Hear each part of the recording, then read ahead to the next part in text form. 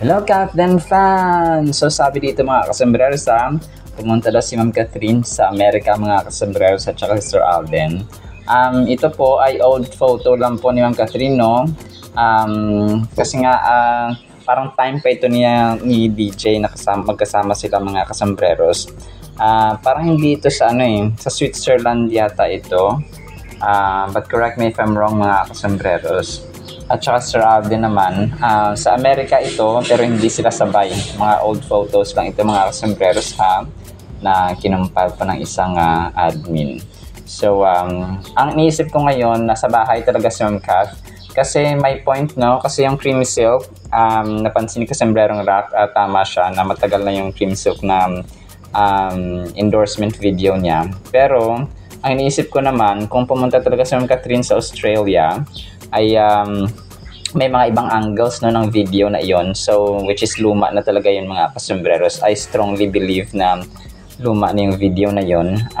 Kasi kung pumunta sila sa Australia, hindi mo naman hindi mo naman pwedeng sabihan lahat ng crew o ng tao doon na nakapila na hey, bawal mag-picture, bawal mag-video, kasi hindi ganun ang ugali ni Ma'am Catherine na she's controlling people around her. Hindi ganun mga kasembreros. So anyone can take picture or stolen na mga video mga kasembreros. Kasi OA naman siguro. OA naman masyado kapag sabi na bawal mag-picture lahat kayo sa lugar ito bawal mag-picture ba. So ako naniniwala talaga ako nandito na sa Pilipinas sa Ma'am Catherine. Tahimik lang siya sa kanyang buhay sa bahay mga kasembreros or kung saan man siya. Ako po ay panatag na wala sa Australia sa Ma'am Catherine na napaka-desperada na talaga niya siguro kapag tawag dito, kapag sumama talaga siya kay Mayor Mark Alcala. And baka Sanya, Mayor Mark ang tandem talaga mga kasembreros. Hoping and praying na sila mga kasembreros, no? Or kung sino man dyan na kakasiyan ni Mayor Mark or ni Ma'am Sanya Lopez mga kasembreros. So, pero ako panatag na 100% mga kasembreros. Kapag walang lumabas na video, pictures, panatag, nandito lang si Ma'am sa Pilipinas or sa bahay lang nagpapahinga. So, yun po. Pero kapag makapag-provide kayo ng picture or video na sa airport nga sa Ma'am Catherine or sa Australia ay maniniwala po tayo. So, hindi naman tayo, kapag may ebidensya na, ay maniniwala naman tayo mga kasembreros and mga Catherine-atics.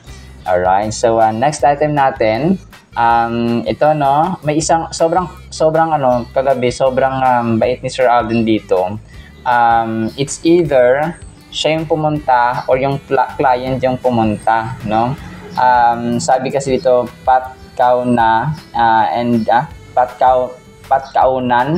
Design Sweetheart, no? Ito yung nasa Instagram mga kasembreros. Ang nakalagay dito sa kanyang caption or sa kanyang pinost mga sobrang lupit. Sabi niya, Alden, no Friday night rush hour traffic or even a heavy rainstorm will hinder me to meet my newest client and one of the most handsome men in the country, or if not the most handsome, haha. Thank you so much, Alden Richard02, for the trust, and I'm excited to work with you for your new home. I'm sure it'll be super duper fun time with you from the design process to actual staging. It's super kilig day meeting him. I remember the Aldab days. I'm such a quiet fan and I'll scream to death talaga sa kilig. Thank you so much, April CP. Excited to work with you also. Happy kilig and Sunday. So kahapon ito, may client, may bago silang project yata na gagawin mga kasembreros. So, abangan din natin ito. Nakadilaw si Pops Alden na naka Santini. So, ito yata yung binili niya sa yung Instagram story niya nung nasa Amerika pa siya. Tapos, ito yung parang official na nakapag-comment yung isang Catholic na na subscriber na Santini yung official na ng Tour de France mga kasembreros, na kung saan niya binabalak niya phenomenal box office king na dumalo sa Tour de France mga kasembreros. And then ito, yung Instagram story niya ay Ang lalim nito mga kasembreros, no? Parang ano siya, sa forest, tapos may isang puno. Ang reflection ng puno dun sa may tubig ay pareho dun sa reflection niya, of course, sa ano, no? Sa kanyang itsura mismo. So, parang matanda na ito na ng mga kasembreros. Parang matanda na ng, tawag dito, na kahoy. Tapos, basta malago yung kanyang ano. So, malalim siya mga kasembreros, no? O pwedeng gustong sabihin ni Sir Alden dito na ang tao kapag reflection niya yung ibang tao din, kung ano yung iniisip ng tao, let's say mabait or kind or generous, ay ganun din yung iisipin ng tao mga kasembreros. And then ito, Instagram story na naman niya, yung aso mga kasembreros, no? Hindi ko alam kung corgi pa ba ito, pero ang cute lang, no? Kulay brown mga kasembreros. So, bilang siya ay isang for daddy, siya ay mahilig mag-post ng ganito mga kasembreros. And then ito, ang kulit ang ginawa ng isang fan dito kay Ma'am Catherine. Inedit siya, no, na parang may aso din, no, na kulay brown. Tapos nasa gilid siya ng isang, hindi ko alam kung patay na, patay na dagat mga kasembreros. Tapos, pero edited lang po ito mga kasembreros. Pero ang kulit kasi nagagawa nilang iba yung iba yung yung location agad. Tapos nakabike siya. Medyo nag-iiba lang yung itsura ni Ma'am Catherine dito, no? Kasi nga edited siya mga kasembreros. Pero ang kulit ng kanyang ginawa. Ang kulit ng isang Kathleen admin mga kasembreros. And then ito, sobrang kulit din ang ginawa ng isang admin. Ano siya, yung compilation ng dimples ni Sir Alden, no? Tapos may glasses pa siya at that time. Alam ko, the world between us, yun ba? Ito ba yun? Ito ba yun mga kasembreros? Pero compilation siya yun. Iba-ibang palabas at saka iba-ibang angulo mga kasembreros ng kanyang padimple, no? Mga kasembreros. Sobrang cute ng inyong phenomenal box office cinema king mga kasembreros. And then ito, si Ma'am Catherine ay parang kausap niya, no, sina Ma'am Dalian de Leon, kasi merong Dalian Carvajal din yata, no? Yung kumausap kay Sir Alden na nabuko natin na papupuntahin or papakilala na sana si Ma'am Catherine kay Lolo Danny na pumanaw na nga, no? Hindi na siya nakaabot mga kasembreros. So yun, parang nag-uusap sila sa labas. Hindi ko lang kung si Sir John Valley itong kausap niya na part ng kanyang glam team mga kasembreros. Pero alam ko throwback photo din ito mga kasembreros. Kakapost lang po ng isang admin mga kasembreros. And then next item natin, ito, ang cute din ito mga kasembreros nang ginawa ng isang admin. Yung time na may flower siya dito no, mga Catlinatics. Hindi ko lang kung part ito ng promo ng Hello Love Again kasi wala si Sir Alden dito.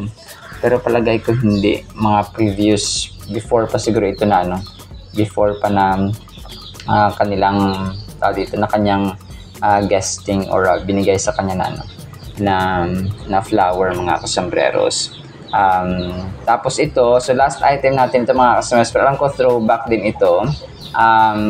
Itong kakapost lang ng admin ng KFC na kung saan ay kumakain sa Ma'am Catherine nga ng burger na mula sa KFC mga kasembreros. So nakaupo siya sa parang pula na chair mga kasembreros or sofa. So ayan po. So and then ito, sabi kasi pa dito si John Valley, nasa Amerika daw sila. So pero ito po ay throwback photo lang din ni Ma'am Catherine mga kasembreros ha. Kapag recent pa ay sasabihin po natin. Alright, sinama po sa ating Catherine items ha, pero abang-abang pa kayo kasi meron pa tayong update ha.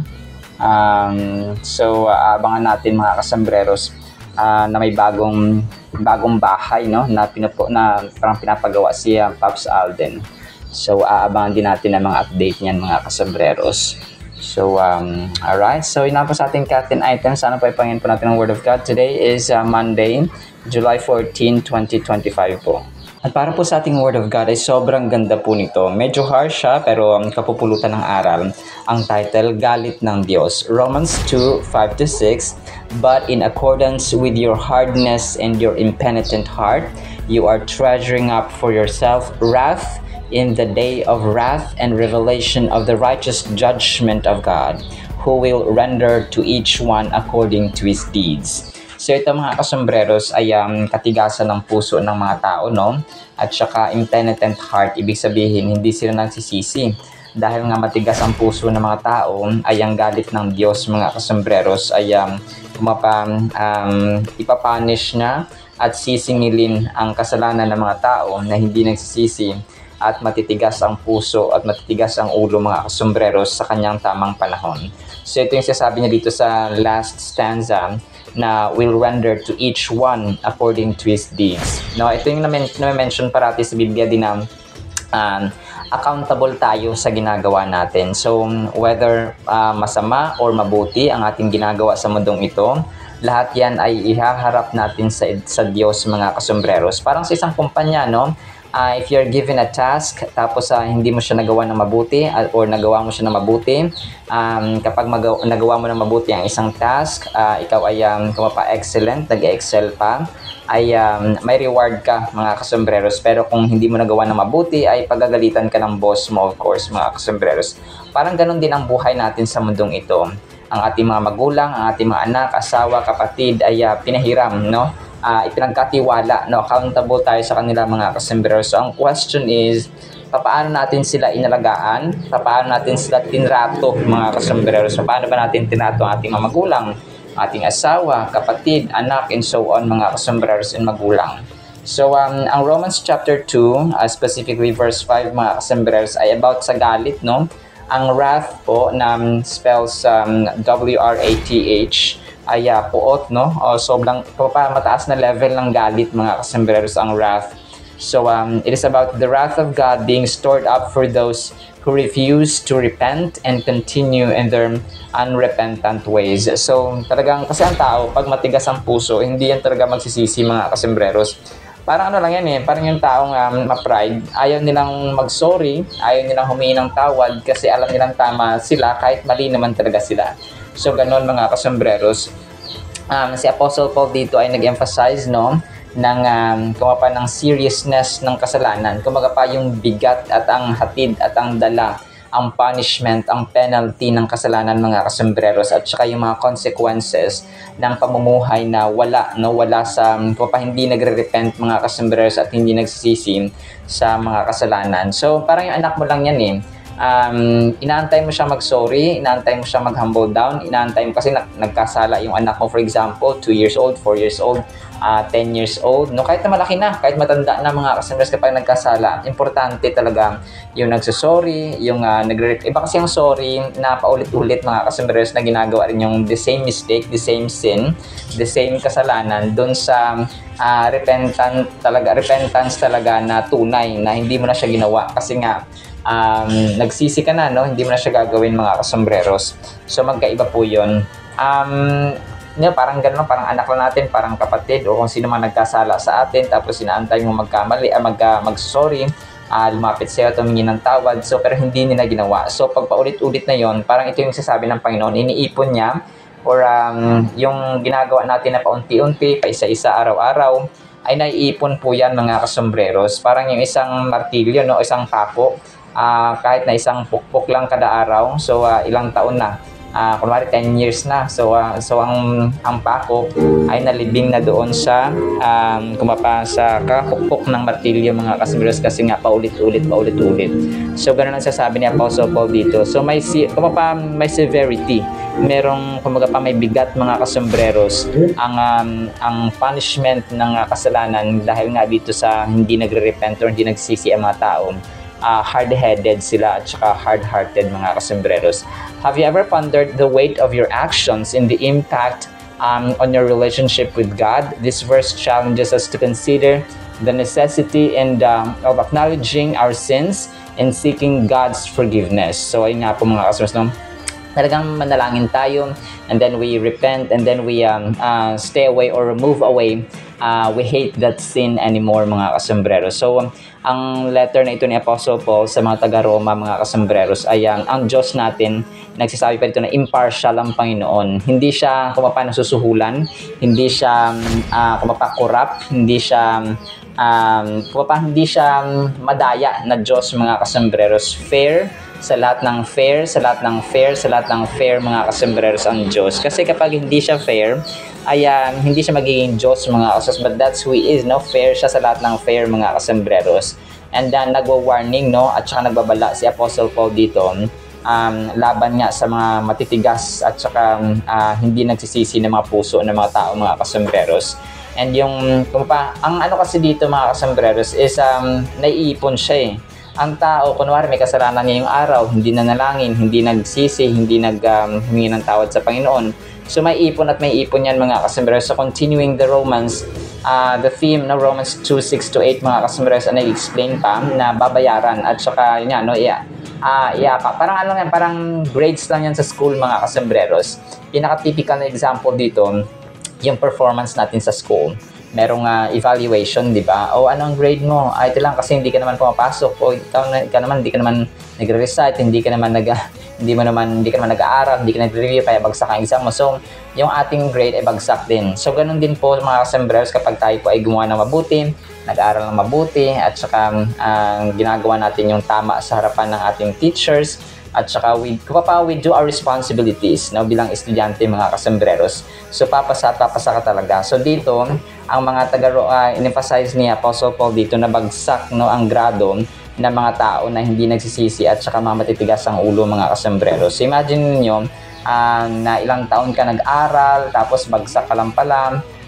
So ganun, masakit siya, mga kasambreros, and mas lalo na kapag tayo po ay pinunish or pinurusahan ng Panginoon sa ating mga maling gawa. Kasi sabi nga niya dito ay i-render niya, no?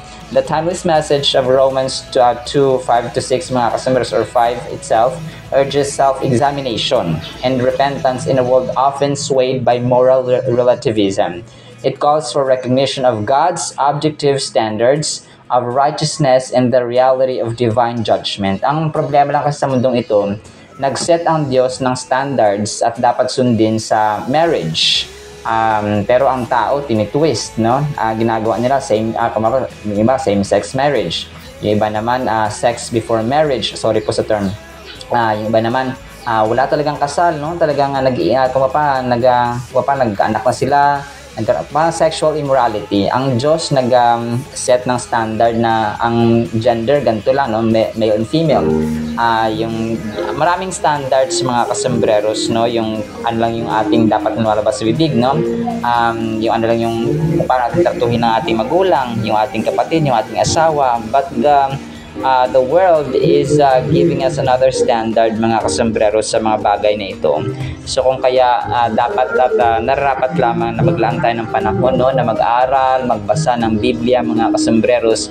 Kasi nga kapag di tayo nagbabasa ng Biblia ay hindi natin malalaman ang katotohanan, mga kasambreros. So yun po, no. So magsisi tayo sa ating mga kasalanan as God is reminding us sa verse na ito, and stay away, no. Kamuhian natin, isipin natin tae na, sorry po sa term, na tae, no, na kamuhian natin at saka hindi natin mahipo ulit yung kasalanan na iyon as we repent, mga kasambreros. Alright, so now in the meantime, nawa po ipagpalaan po tayo ng pag-ibig, pananampalataya at pag-asa at repentant heart sa harapan ng Panginoon. In Jesus' name we pray, amen and amen. See you sa next time, mga kasambreros, and paalam po. I love you.